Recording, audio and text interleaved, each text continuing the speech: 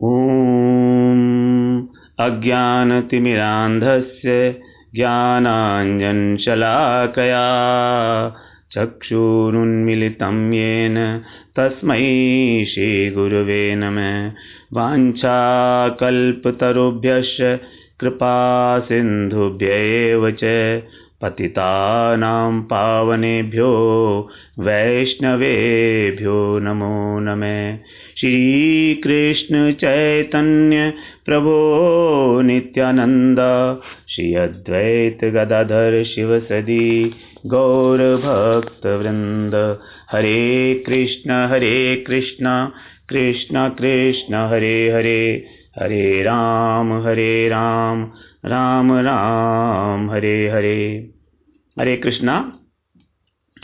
कल के प्रसंग में हम लोगों ने बात किया था कि 3 प्रकार के योग होते हैं, 4 प्रकार के, कर्म योग, ज्ञान योग, अष्टांग योग और भक्ति योग। अब इसमें उनका क्या क्या अधिकार है, उस पर्टिकुलर योग में जाने के लिए किस प्रकार का अधिकार होना चाहिए और उसका साध्य क्या है। तो जब हम अधिकार का बात कर रहे थे तो उस समय एक चर्चा हुई थी सुकृति की, है ना। तो उसमें एक श्लोक भी आया था, यदृच्छया मत कथा दौ जात शरदस्तु यह पुमान न निर्विण्णो न अतिसक्तो भक्ति योगो अस्य सिद्धिदः। कि किसी सौभाग्यवश जब किसी की यदृच्छया मत कथा, मेरी कथाओं में श्रद्धा हो जाती है, जात श्रद्धस्तु यह पुमान, जिस व्यक्ति की श्रद्धा हो जाती है और ना वो संसार में अधिक आसक्त है और ना वो अधिक उदासीन है, तो उसका ही भक्ति योग सिद्ध होता है। तो इसमें जो सुकृति की बात हुई थी, ये सुकृति क्या है? तो ये सुकृति है हमारे पूर्व जन्मों के संचित पुण्य कर्म। पूर्व जन्मों के जो कर्म हैं, अनेक अनेक प्रकार के हमने कर्म किए हैं, वही कर्म जो हैं इकट्ठे होकर सुकृति का रूप धारण करते हैं, जो इस जन्म में हमको किसी पर्टिकुलर मार्ग पर चलने के लिए प्रेरित करते हैं।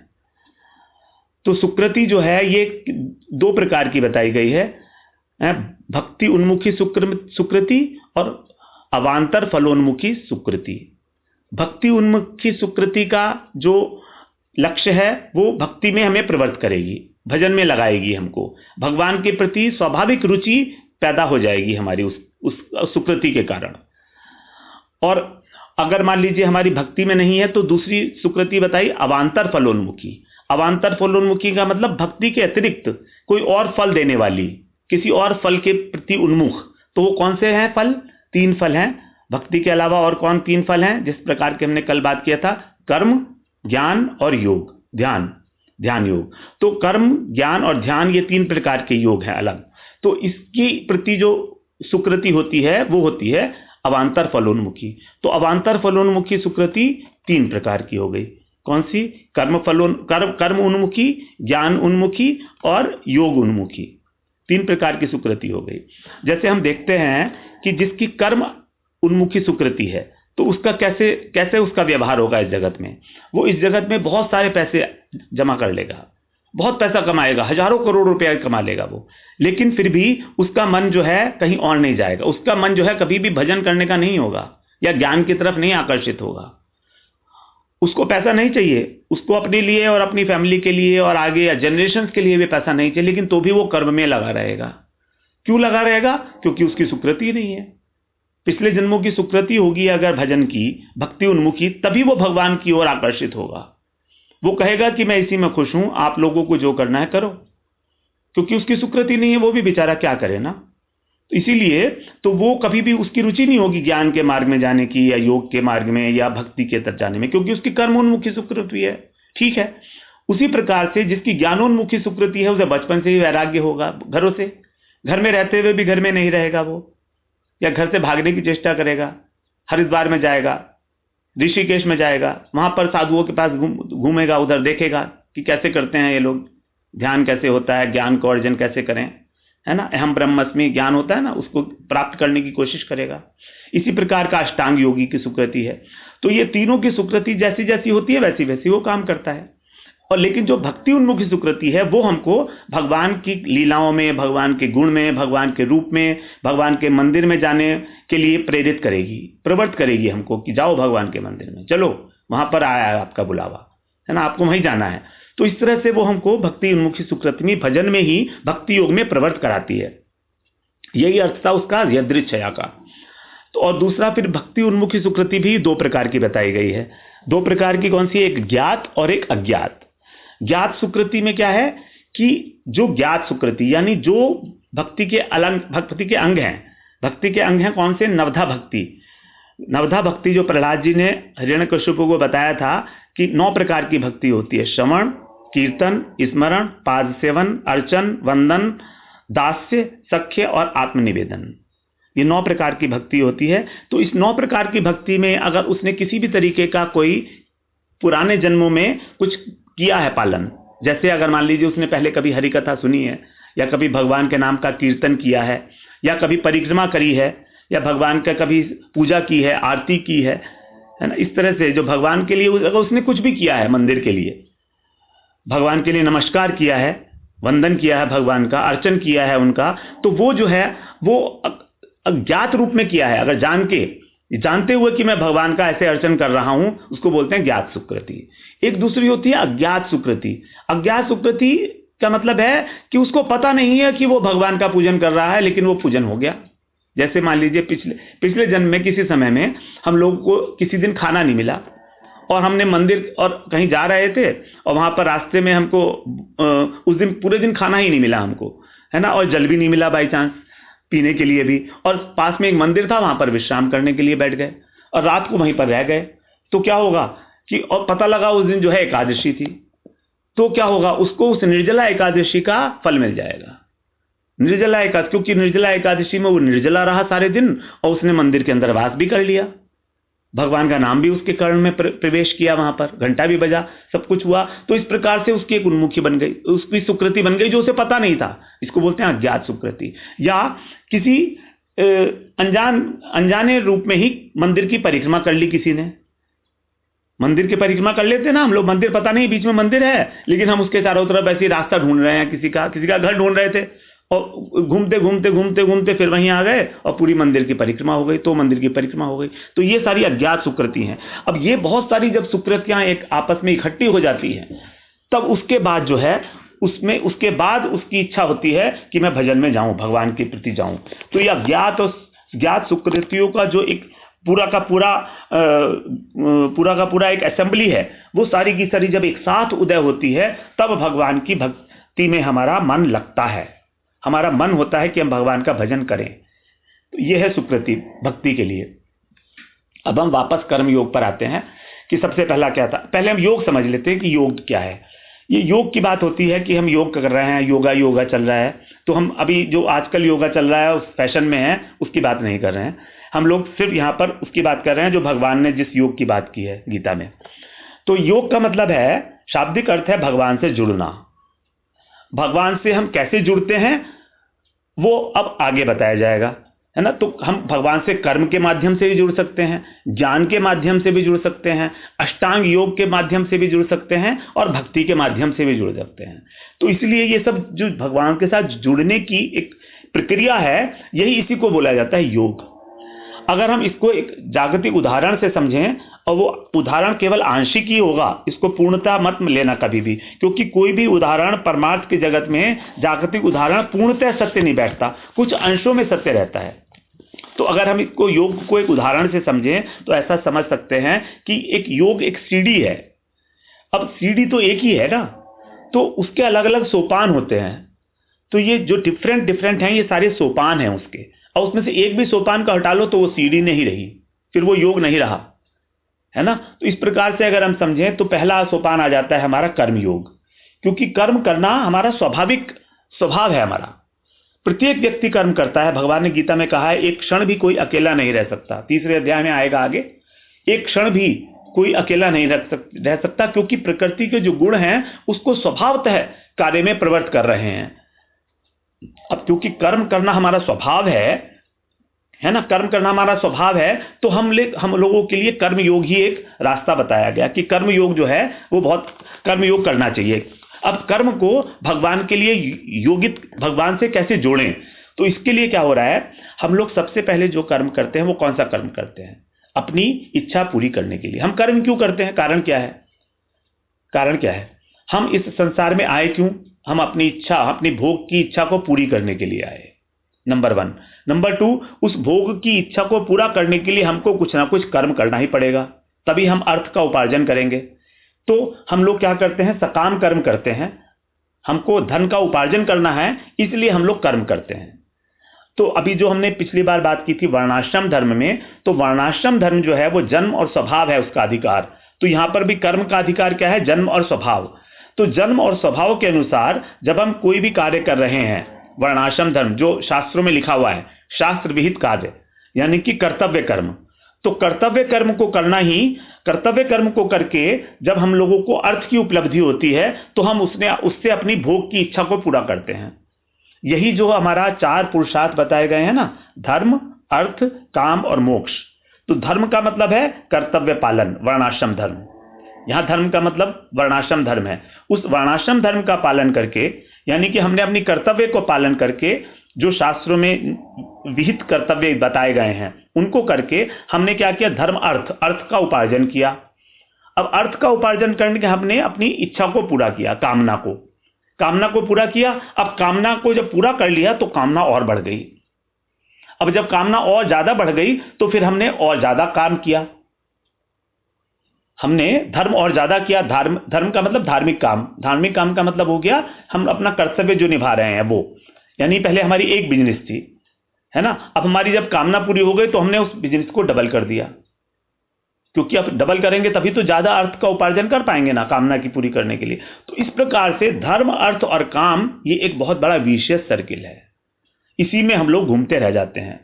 धर्म से हमने अर्थ कमाया, अर्थ से हमने काम इच्छा पूरी की, अपनी कामना पूरी की, और फिर हमने और ज्यादा धर्म किया, फिर और ज्यादा अर्थ, फिर और ज्यादा कामना, and there is no end to it.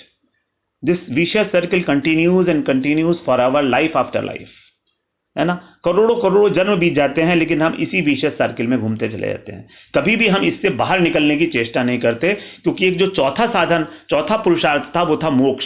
उसके बारे में तो हमने कभी सोचा ही नहीं।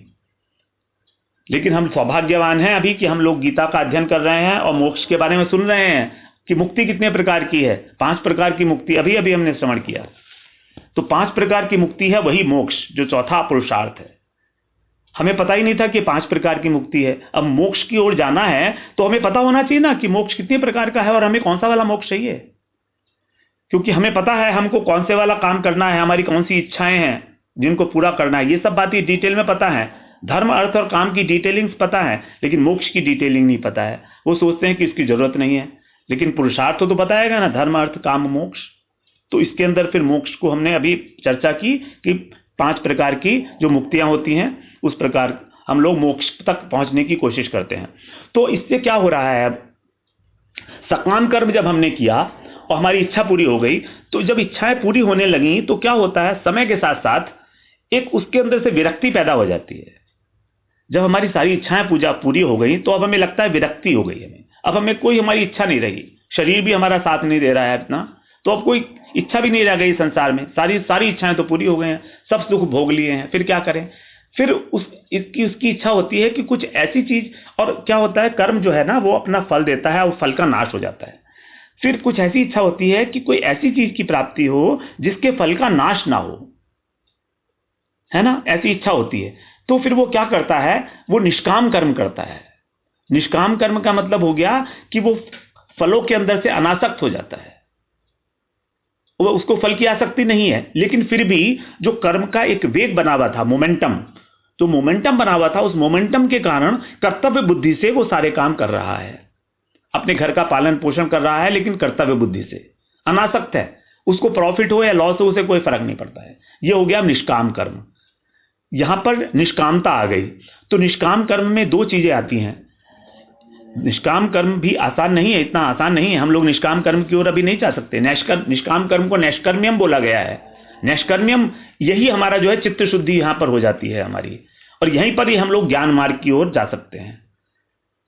भगवान ने गीता में ही बोला है इस तरह का, 3रे अध्याय में आएगा, है ना, कि किस प्रकार से हमारा जो है चित्त शुद्ध हो जाता है, कर्म करते करते किस प्रकार से चित्त शुद्ध हो जाता है। तो इस तरह से बता रहे हैं कि हमारा जब चित्त शुद्ध हो जाएगा, यानी हम नैष्कर्म्य को उपलब्ध होंगे। अभी हम निष्काम की बात करते हैं। 2 चीजें हैं, एक तो हमारा भोक्तापन, जो हमको फल मिलेगा उसमें से हमारी आसक्ति खत्म हो गई, तो हमारा जो भोग बुद्धि थी वो खत्म हो गई। तो फलों की प्रति अनासक्ति नंबर 1। नंबर 2, ये स्थूल है, फल जो है स्थूल है ना, तो फल स्थूल है, उसका स्थूल हमारी जो आसक्ति थी वो खत्म हो गई। एक दूसरी आसक्ति होती है कर्म में, वो उसको बोलते हैं सूक्ष्म है, वो आसक्ति दिखती नहीं है। वो आसक्ति है कि हमारे कर्तापन का जो भाव है, हमारा जो अहंकार है हमारा, कि ये काम मैंने किया, प्रतिष्ठा की कामना कि मैं हूं, ये मैं कर रहा हूं, तो जो मैंपन है इसको खत्म करना जो है, ये है निष्कामता। ये दूसरा उसका पहलू हो गया निष्कामता का, नैष्कर्म्य का। नंबर 1 फलों की आसक्ति का नाश, नंबर 2 कर्तापन के अभिमान का नाश। कर्तापन के अभिमान का नाश, कर्तापन के अभिमान का नाश तो करना ही पड़ेगा, क्योंकि भगवान ने बोला है ना, कि जो कर्तापन का अभिमान रख रहा है वो क्या है, अहंकार विमूढ़ात्मा कर्ता है इति मन्यते। तीसरे अध्याय में बोला है भगवान ने, प्रकृते क्रियमाणानि गुणै कर्माणि सर्वशः अहंकार विमूढ़ात्मा कर्ता अहम इति मन्यते।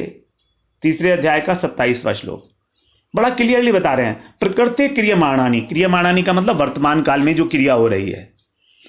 प्रकृति ये सारी क्रिया कर रही है, कैसे कर रही है, गुणई, अपने गुणों के द्वारा।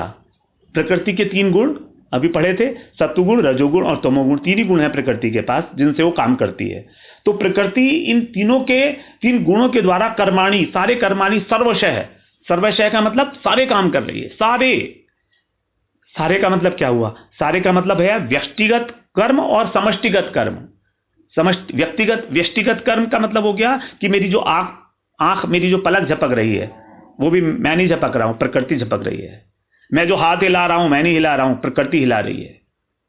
और जो आंधी चल रही है ये समष्टिगत है, जो हवा चल रही है ये समष्टिगत क्रिया है। सूरज उग रहा है, नदियां बह रही हैं, ये समष्टिगत क्रियाएं हैं। तो समष्टि में भी बहुत सारी क्रियाएं हो रही हैं, और हमारे शरीर में भी बहुत सारी क्रियाएं हो रही हैं। हमारे शरीर में 2 प्रकार की क्रियाएं हो रही हैं, है ना। एक तो हो रही हैं हमारी जो वॉलंटरी हैं, एक इनवॉलंटरी हैं। वॉलंटरी है कि हम अपना हाथ हिला रहे हैं, हम पढ़ाई कर रहे हैं, ये वॉलंटरी है। और इनवॉलंटरी है जो अपने आप हो रही है, जैसे श्वास चल रहा है, पलक झपक रही है, ये सब इनवॉलंटरी। तो ये दोनों प्रकार की क्रियाएं और समष्टिगत क्रियाएं। तो सर्वशः का ये मतलब है। तो प्रकृति ही ये सारी की सारी क्रिया कर रही है वर्तमान काल में, क्रियमाणानि। और क्या हो रहा है, अहंकार विमूढ़ात्मा। एक व्यक्ति जो विमूढ़ है, मूढ़ नहीं है, भगवान ने बोला विशेष रूप से मूढ़ है, उसको बोलते हैं विमूढ़, यानी कि पूरा ही पूरा मूर्ख है, विमूढ़ है, उसको कुछ समझ नहीं आने वाला। तो वो विमूढ़ क्यों है, क्योंकि अहंकारी है, उसको ये अहंकार है। वो क्या मानता है, मन्यते, मान रहा है। वो क्या मानता है, कर्ता अहम, खुद को कर्ता मान रहा है। बताइए, इसमें मैं आपको अभी मैं बताता हूं, हम लोग जैसे चर्चा कर रहे हैं, तो इसमें अगर मैं ये अहंकार करूं कि मैं आपको प्रवचन दे रहा हूं, तो इसमें जो मैं है ये है मेरा कर्ता, है ना। और मैं इस अहंकार को अपने पोषित कर रहा हूं, ये कह के कि मैं आपको समझा रहा हूं।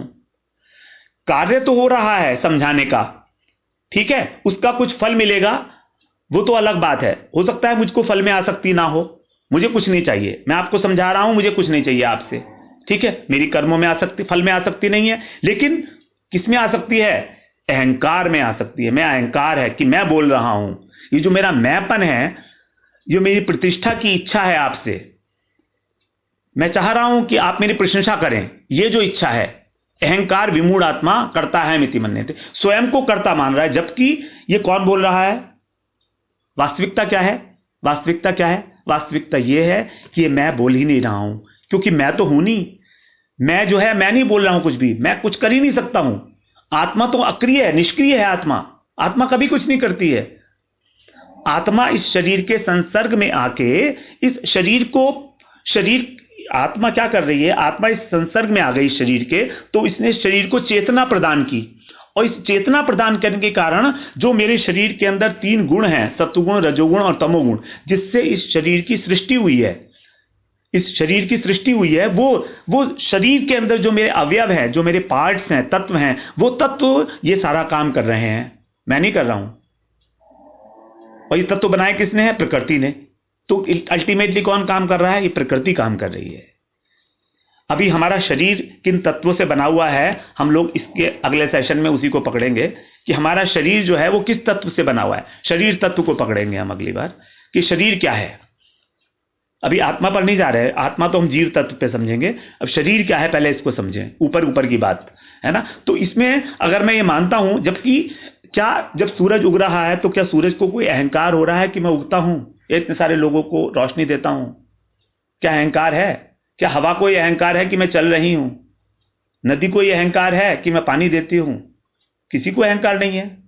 या क्या मेरे को यह अहंकार है कि मैं पलक झपक रहा हूं? क्या है मुझे यह अहंकार? नहीं है। क्या मेरे को यह अहंकार है कि मैंने आज आपका अपना खाना जो है डाइजेस्ट कर लिया, या आज मैं रात को सोया, या आज मैंने सुबह स्नान किया, या आज मैंने खाना खाया, इस बात का मैंने अहंकार है? क्या मैं इसका डंका बजाता फिरता हूं दुनिया में? नहीं करता। ये इनवॉलंटरी क्रियाएं हैं। लेकिन जो वॉलंटरी क्रियाएं हैं उनको भ्रमवश मैं ये मान लेता हूं कि मैं कर रहा हूं, जबकि ये भी मैं नहीं कर रहा हूं। वास्तविकता यही है। हम धीरे धीरे इस बात को अच्छी तरह से समझेंगे और समझ में आएगी, बिल्कुल आएगी, आनी ही पड़ेगी उसको। ये समझ में आनी, बस एक यही प्रॉब्लम आ रही है। जैसे ही मेरा अंदर ये भाव प्रबल हो जाता है कि मैं करता ही नहीं हूं, तो फिर भोक्तापन का प्रश्न ही नहीं उठता, फिर मुझे भोगना ही नहीं पड़े। फिर मेरे जो भी कर्म होंगे वो ऐसे हो जाएंगे कि उसका जो पाप और पुण्य फल मुझे मिलेगा ही नहीं किसी जन्म में। यही है कर्म बंधन से मुक्ति। तो इस कर्म योग के द्वारा चित्त इतना शुद्ध हो जाता है कि हमको कर्म बंधन से मुक्ति के लिए तैयार कर देता है। मुक्ति नहीं होती है, तैयार कर देता है वो चित्त को शुद्ध करके, कर्म योग। और अभी कर्म योग पर हम पहुंचे नहीं हैं, अभी हम सिर्फ नैष्कर्म्य के ऊपर हैं। अभी सिर्फ आधा काम हुआ है कि मैं अपने को कर्ता नहीं मान रहा हूं, बस इतना। मेरी फलों की आसक्ति खत्म हो गई और मैं अपने को कर्ता नहीं मान रहा हूं। एक तीसरी बात इसमें और है, बस उसको और कवर कर लें और फिर समाप्त करेंगे। अब यहां पर जब उस कर्म के अंदर से दो चीजें जो उसको दूषित कर रही थी, जो उसके दोष थे, क्योंकि भगवान ने आगे 18वें अध्याय में बोला है कि सारे ही सारे कर्म दोषपूर्ण हैं। कुछ भी करो आप, कुछ भी करो, आपको दोष लगेगा ही लगेगा, क्योंकि कर्म का स्वभाव है कि उसमें दोष है। दोष क्यों है? क्योंकि वो प्रकृति से बना हुआ है। उसमें सत्वगुण, रजोगुण और तमोगुण, ये तीनों गुण जो है दोषपूर्ण है। सदोषमपि न त्यजेत, भगवान ने बोला है 18वें अध्याय में 48वें श्लोक में, सहजम कर्म कौन्तेय सदोषमपि न त्यजेत सर्वारंभा ही दोषेण धूमेन अग्निरिवावृतः। बल्कि क्लियर बोला, हे कुंती पुत्र अर्जुन, कौन्तेय, कि ये जो कर्म है ये सहजम, मतलब कर्म जब पैदा हुआ तो उसके साथ ही दोष भी पैदा हुआ। सहज, सह मने साथ में, ज मने पैदा होना। तो ये कर्म सहज रूप से ही दोषेण, दोषपूर्ण है। और कैसे है? जैसे धूमेन अग्निरिवावृतः, जैसे अग्नि हमेशा धुएं से आवृत होती है, इसी प्रकार ये कर्म दोष से आवृत होता है। सर्वारंभा ही दोषेण है, और इसीलिए सारे ही सारे काम जो हैं, जितने भी हैं, वो सारे के सारे ही दोषपूर्ण हैं, लेकिन तो भी त्याग करने के योग्य नहीं है। इसका ये मतलब नहीं है कि अगर दोषपूर्ण है तो उसको त्याग दो, त्याग कर ही नहीं सकते एक क्षण भी। तीसरे अध्याय में बोला कि हम त्याग ही नहीं सकते, क्योंकि प्रकृति काम कर रही है ना। तो इसीलिए हम लोग जो हैं इस कर्म को त्यागेंगे नहीं। तो इसमें क्या हो रहा है अभी कि हम अपने फलों में, हमारी नैष्कर्म्य के अंदर क्या हुआ कि फल से जब अनासक्ति हो गई और हमने कर्तापन का त्याग कर दिया, तो हमारी चित्त की शुद्धि हो गई। अब ये चित्त शब्द क्या है, ये आगे शरीर तत्व में आ जाएगा बिल्कुल क्लियरली, एक्सप्लिसिटली, कि चित्त शुद्धि का क्या मतलब है। तो हम अभी समझ गए ना निष्काम कर्म क्या है। निष्काम कर्म में दो बातें हुई हैं। निष्काम कर्म में दो बातें हुई हैं, फलों से आसक्ति खत्म हो गई है हमारी, और कर्तापन का त्याग, अहंकार, कर्तापन के अहंकार का त्याग हो गया है। तो निष्काम कर्म हो गया। अब ये कर्म जो है शुद्ध हो गया है, रिलेटिवली अब ये शुद्ध हो गया है। अब ये भगवान को अर्पण करने के योग्य हो गया है। अब हम इसको भगवान के अर्पण कर सकते हैं जब हमारी उसमें कोई आसक्ति नहीं है कर्म में, और हम आसक्ति भी नहीं रही, और हमने ये भी नहीं कहा कि ये हमने किया है, तो फिर हमने इसको भगवान के अर्पण किया। जब हम कोई यज्ञ करते हैं तो क्या करते हैं, उस यज्ञ के अंदर हम लोग भगवान को अर्पण करते हैं, है ना। तो भले ही चाहे अभी हमारी फलों में आसक्ति भी है और कर्तापन है, लेकिन तो भी भगवान को अर्पण करना जरूरी है फल को। अगर हम भगवान को फल अर्पण नहीं करेंगे, कृष्णार्पणमस्तु नहीं कहेंगे, तो उसके बाद वो यज्ञ फलदायी नहीं होगा। कोई भी यज्ञ हो, वो फलदायी होगा ही नहीं, क्योंकि यज्ञ जो है वो स्वयं भगवान का ही स्वरूप है। तो इसीलिए जब हम निष्काम कर्म करने के बाद उसको भगवान के चरणों में समर्पित करते हैं, ये समर्पण कैसे करते हैं, क्या करते हैं, इसके आगे में आगे आएगा, श्लोक में आएगा वो, है ना। हम लोग डिटेल में अभी नहीं जाएंगे क्योंकि बहुत डिटेल हो जाएगा फिर वो। तो अभी हम मोटा मोटी सिर्फ ये समझ रहे हैं कि सकाम कर्म किया हमने पहले, उसके बाद हमने निष्काम कर्म किया, और निष्काम कर्म के बाद हमने उसको भगवान के अर्पण कर दिया। इसको बोलते हैं हम लोग कर्म योग। भगवत अर्पित निष्काम कर्म इज इक्वल टू कर्म योग। कर्म योग का मतलब क्या हुआ? भगवत अर्पित, यहां पर योग आए हैं ना, और भगवत अर्पित कैसा कर्म? निष्काम कर्म। निष्काम कर्म का मतलब रिलेटिवली शुद्ध कर्म, उसके अंदर हमारे कर्तापन का अहंकार भी नहीं है और फलों की आसक्ति भी नहीं है। इस तरह का जब कर्म भगवान को समर्पित कर दिया जाता है तब हम उसको बोलते हैं कर्म योग। तो अब इस संदर्भ में हम लोग ये सोच सकते हैं कि हम जो दुनिया में काम कर रहे हैं क्या वो कर्मयोग कर रहे हैं? जो हम साधारण भाषा में बड़ी आसानी से किसी को भी बोल देते हैं कि मैं तो कर्मयोगी हूं, क्या हम कर्मयोगी हैं? हम अपने गहराई में अंदर से सोचें कि क्या हम कर्मयोगी हैं। ठीक है, अब आप अगली बार चर्चा करेंगे कि जो कर्म है, कर्तव्य कर्म, ये यज्ञ है जो भगवान को समर्पण करा है, ये यज्ञ क्या है, यज्ञ किसको कहते हैं, और दूसरा ये जो शरीर तत्व है ये क्या है ना। इसके बाद फिर हम लोग ज्ञान की बात करेंगे, ज्ञान योग क्या है। तो पहले हम शरीर को समझ लें और यज्ञ को समझ लें, उसके बाद फिर हम ज्ञान योग और ध्यान योग की बात करेंगे, फिर हम लोग भक्ति के स्तर पर जाएंगे। ठीक है। वांछा कल्पतरुभ्यश्च कृपा सिंधुभ्यैव च पतितानां पावनेभ्यो वैष्णवेभ्यो नमो नमः।